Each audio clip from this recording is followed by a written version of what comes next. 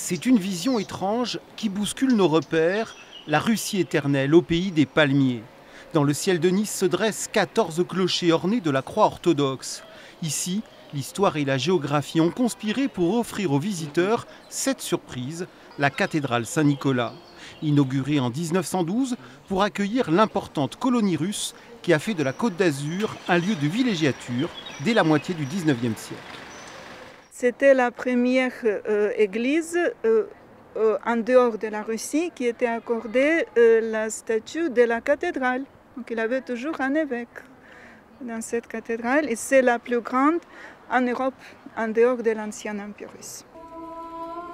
Malgré les turbulences de l'histoire, la cathédrale Saint-Nicolas n'a jamais cessé d'être un lieu de culte. Devant l'iconostase richement dorée, les fidèles embrassent toujours les images saintes avec la même ferveur.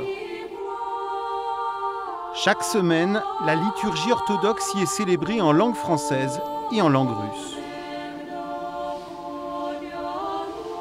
Les gens aiment beaucoup cette église qui est devenue pour beaucoup d'entre eux le lieu du baptême, du mariage, des mémoires personnelles.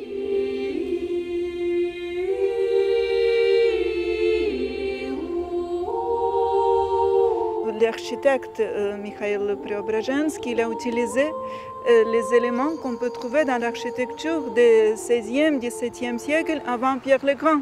La cathédrale de Nice est devenue vraiment l'ambassadeur de l'orthodoxie russe, de l'architecture russe, de la culture.